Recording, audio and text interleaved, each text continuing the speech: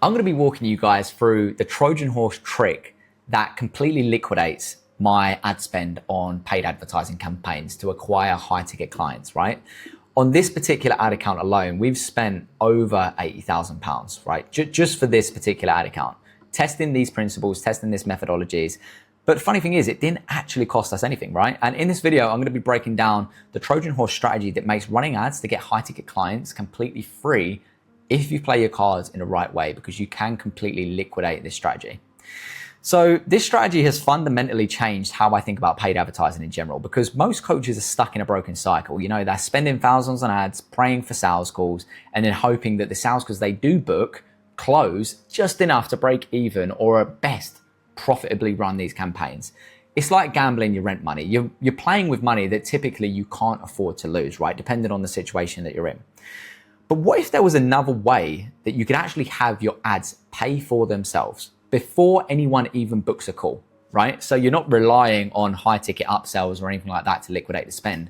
I'm talking about liquidating the spend on the front end before you've even had someone arrive to the call. So anything after that is profit, where every dollar spent comes back immediately, and you don't have to wait for this cash flow cycle of booking a call with someone, you know, pitching them your offer, and then waiting for them to make a decision, and then obviously paying you to get that cash flow, with the payment processor taking 2 to 4 days, whatever it might be. You get the spend back immediately.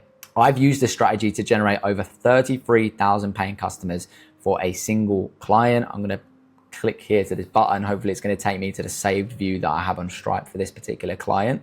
So we can see where is total customers. If I go here, all time, there we go. So 33,000 customers.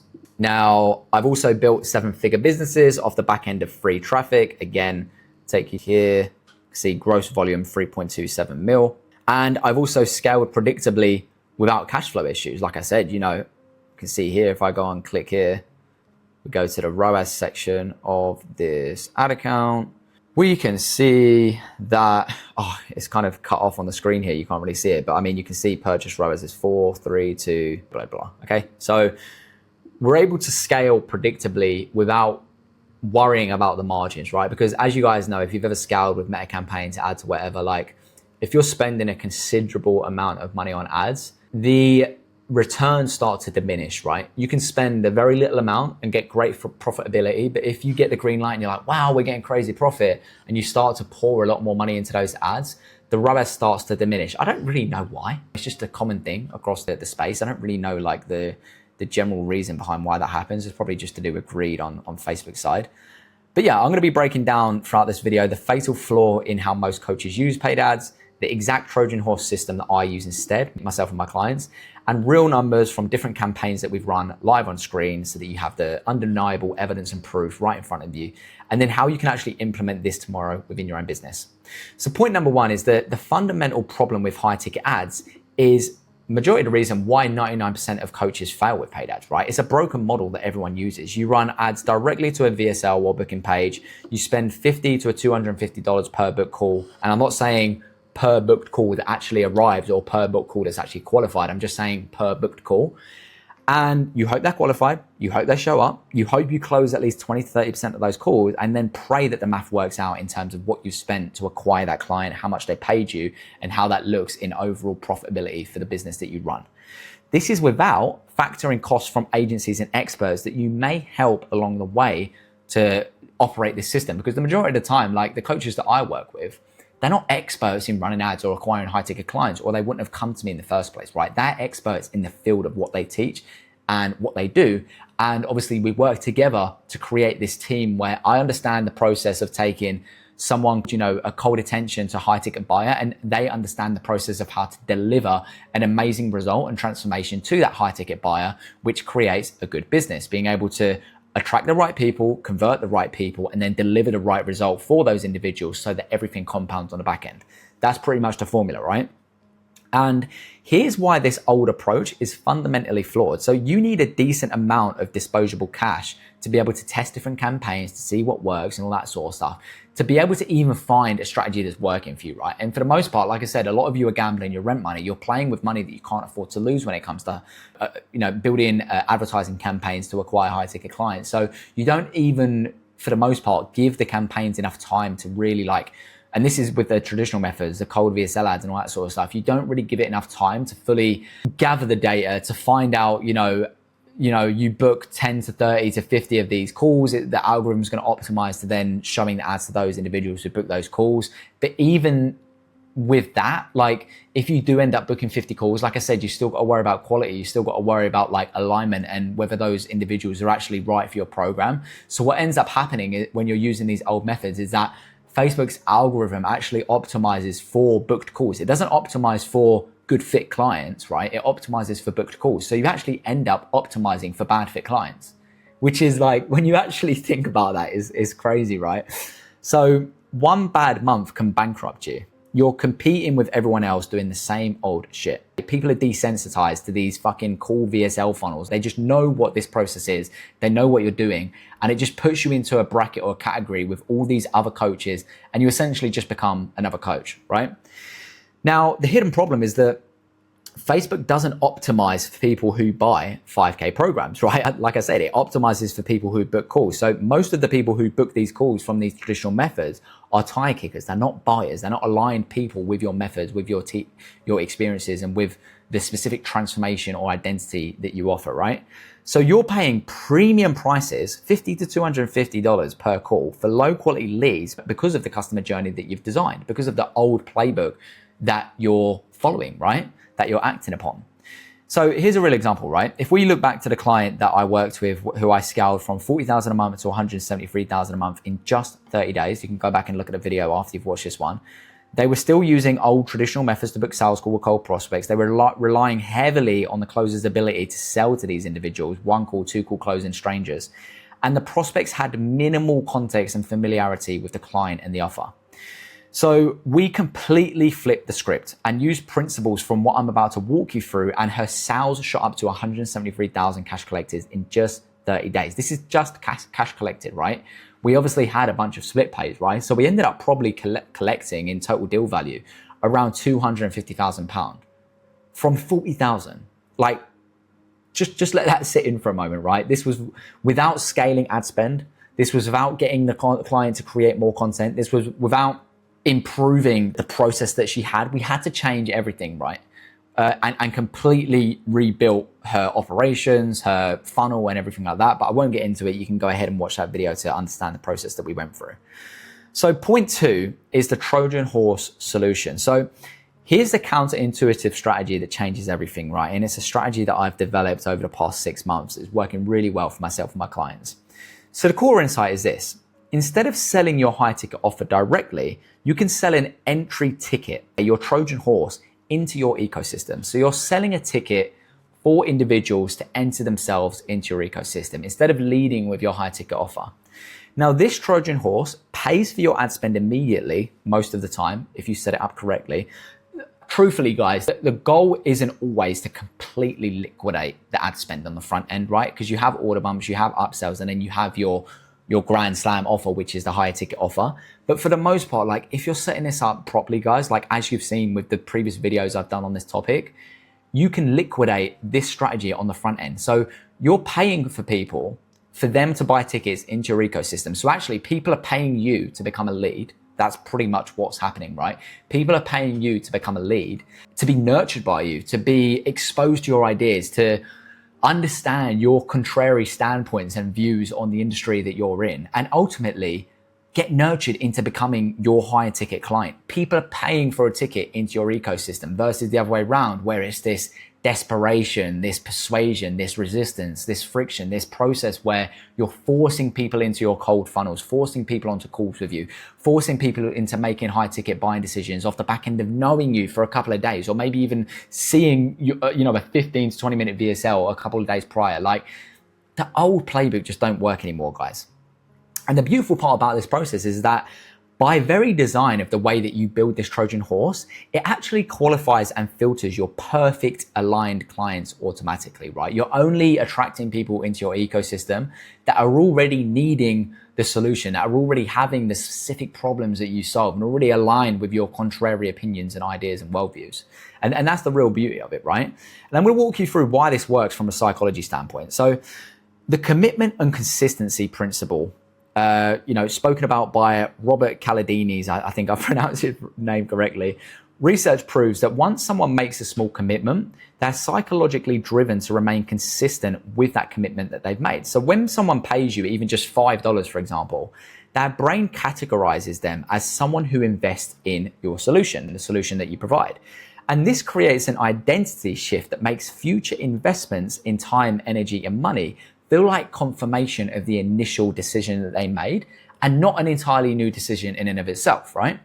And here's the hard data. So once someone makes their first purchase, they're 27% more likely to make a second purchase. Paid customers engage 4 times more than free subscribers with your content. So freebie seekers, lead magnets that you might put out and stuff like that. Email open rates for free subscribers are anywhere between like 15 to 20%. With buyers, they're anywhere between 35 to 45%. The intent and the quality of the attention that they make towards you, your ideas, your attempts to nurture them and share insights is far deeper and is far higher. And that results in increased ascension rates. If you're just sharing freebies and attracting these freebie seekers, like majority of the time, guys, like these people aren't buyers, they're triers, okay?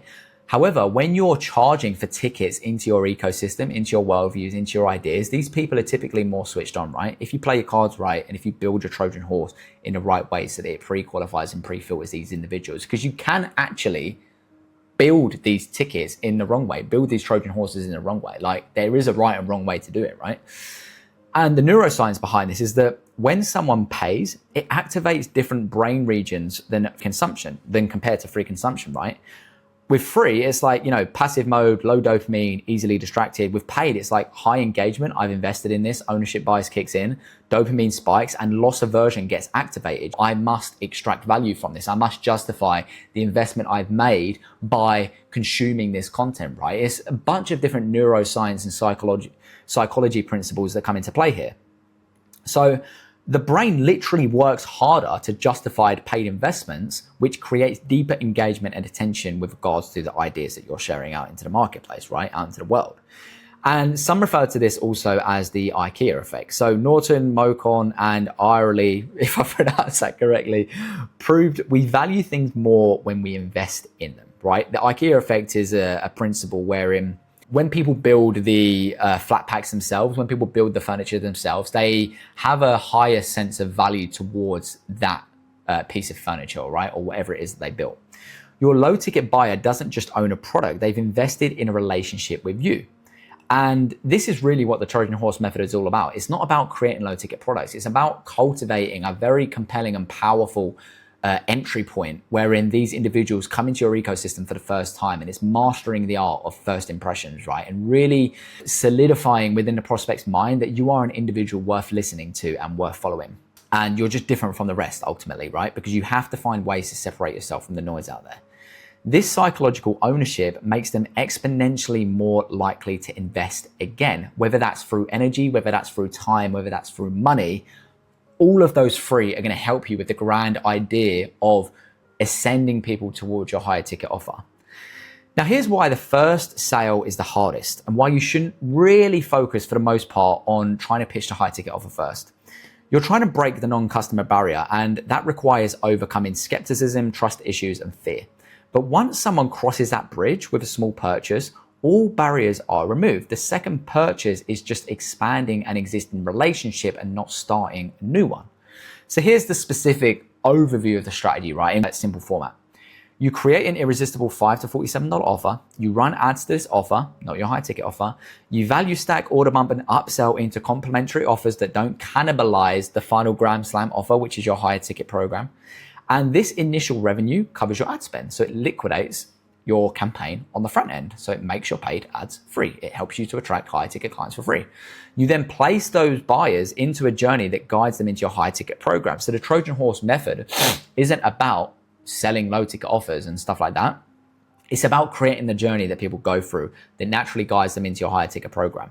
And then from there, it's pure profits, right? Because you've liquidated the campaigns on the front end. Now, whatever you sell on the back end with the higher ticket upsells is pure profit. Now, here's the front end math of what makes this possible. So I have an ad account here where we launched an SLO, otherwise known as a self-liquidating offer. And I'll go ahead and open up this ad account here. And you can see that on the front end, we're getting 2.75 ROAS, 2.23, 1.0. And this is just on the front end. You can see it's a little bit cut off here on screen recording, but I have the full screenshot here. So if you're able to liquidate your offer, your campaign with the Trojan Horse product alone, or some of the order bumps, you're laughing, guys, because you're creating a list of qualified pre-filtered buyers that can potentially ascend into your high ticket program, and you didn't even need to pay for these buyers. But here's where it gets really interesting, right? The automatic qualification system. So the Trojan Horse doesn't just pay for ads, it pre-qualifies the perfect clients, right? The traditional method problems are, anyone can book a call with you, you waste time with non-buyers, there's hardly any commitment, which ends up with, high no-show rates, and you're just seen as another coach preaching another VSL funnel. Here's where the Trojan Horse gives you an advantage, okay? Only people who have a specific problem pay the money for the offer that you have, right? Because of the way that you design the offer with the specific wording that is only relevant to your ICP. They self-identify as your target market based on your offer, your promise, what it is that you're solving within that product, that micro transformation or that micro promise. And they experience your value, expertise, and evidence and contrary views before they arrive at a call. So imagine, guys, like if I ask you the question right now, like what was everything you would want your prospects to know, understand, and feel about your message, your views, your worldviews, your skill set, experience, client results, everything like that before they arrive at a call with you? You could probably tell me a host of things that you'd want them to know and understand, right? Well, the way that you design your Trojan Horse could communicate that very thing. And the beautiful thing about a Trojan Horse compared to just pre-call assets that you send to someone booking through traditional funnels is that they pay through energy, time, and commitment to physically go through your Trojan Horse. When I'm talking about ownership bias, I'm talking about loss aversion, trying to justify the investment that they made by way of investing their time into understanding your method. And that pretty much results in you having that undivided attention, which is very valuable in an economy, in an industry where attention is like fucking gold dust, like real attention, right? Where someone's actually really sitting down and listening to you. So you're positioned as an expert before someone's brought into anything, before someone's brought into your high ticket offer. And like I said, you have that undivided attention. So the pre-qualification stack is obviously financial qualification. They've proved they'll invest. More specifically, they've proved that they have a problem that you have a solution to. You have the commitment qualification. So they took action. They're not just interested like freebie seekers that might be saving something for, maybe I'll use this later. And they fit qualification standards. Your product attracting exactly who you want based on the way that you design the product. And you also have authority qualification. You've already delivered value. You've already allowed them to experience micro transformations, whether that be physically, internally, from an identity standpoint, from a paradigm or belief standpoint, maybe even from a financial standpoint, right? And what this means for sales is that no more convincing people to buy. They come pre-sold on your methodology. Close rates jump up from 10 to 20% to 60 to 80% when you're taking calls with pre-sold prospects. And sales calls become enrollment conversations instead of high pressure sales persuasion meetings, right? Where you're trying to force people into buying your high ticket program. And lastly is the scalability secret. So here's why this method is so fundamentally scalable. Now, with traditional scaling problems, you need huge cash reserves to scale. You're taking risks with increased ad spend. ROAS always drops when you're scaling spend, like I mentioned, and one bad month can end with a catastrophe. Now, the Trojan Horse is very scalable. I'm going to walk you through how. So it's self-funding from day one if you play your cards right. Risk decrease as you scale because you're getting more data, and acquiring a lower ticket purchase is fundamentally, categorically easier than trying to sign high ticket clients with ads, like straight off the bat. And bad months are highly unlikely once you've dialed the system in, because you have a repeatable process, you have a bunch of data because the data is easier to acquire because it's a lower kind of, commitment that someone needs to make. So that decision can be way faster, it can be more impulsive. And your only real limit is market size, right? The amount of people that you have, the TAM, the total available market. So here's the compound effect, right? Month one, you get 100 buyers. Let's just say it translates into 3 high ticket sales, right? Month two, you have people from month one that are also going to translate potentially. And it's just a compounding effect that continues to go on. And the great thing about it is that each buyer stays on your list. You're not getting VSL views or VSL people that come onto your page that you're now no longer going to be able to like keep and nurture them for the long term. And how this works on the back end is that not everyone buys high ticket immediately. Not every one of these viewers are going to ascend into a high ticket buyer. The Trojan Horse Method is less about the offer and more about the journey that you put people through, like I mentioned. And that's typically where most people go wrong when building low ticket funnels. They think that sticking them into an email sequence is enough to nurture them into a high ticket offer. That couldn't be further from the truth, right? And this is why this method here that I'm talking about is one of the core components of my entry matrix. I have 3 core methods, top of funnel methods that I use to attract high ticket clients. I have 1 core nurturing engine that I put them through, and then I put them and funnel them into 1 core offer, which is the keystone asset, which is your higher ticket offer, right? Now, this isn't just a traffic strategy, it's a complete business model shift. Because if we think about it, guys, like the old way is you spend big, hope for a return on investment, you fight for cold traffic, you convince skeptics to buy, you have constant cash flow stress. The new way is that every ad you launch pays for itself. You build an army of qualified buyers. You're selling to people who already trust and understand you and have maybe even experienced micro transformational wins within your content. And it's massively scalable because you're scaling without the stress. You're scaling without the surface level bullshit that most people face. Low lead volume, low lead quality, no shows, low close rate, and all that bullshit, right? And working with clients who get buyer remorse because you had to force them into a high ticket buying decision that really they didn't want to make. Now, I'm going to talk to you about why this change is inevitable, right? Market changes, ad costs will keep rising, cold traffic will keep getting colder, trust will keep getting harder to build. You've probably heard that we're in a trust recession right now. The market is a lot more sophisticated than it has been previously because they're just desensitized to the traditional tactics that people are using. And competition increases daily because the creator economy is on a significant rise, which means more people doing what you're doing are going to start coming into the marketplace, teaching what you're teaching, trying to sell who you're trying to sell to, right?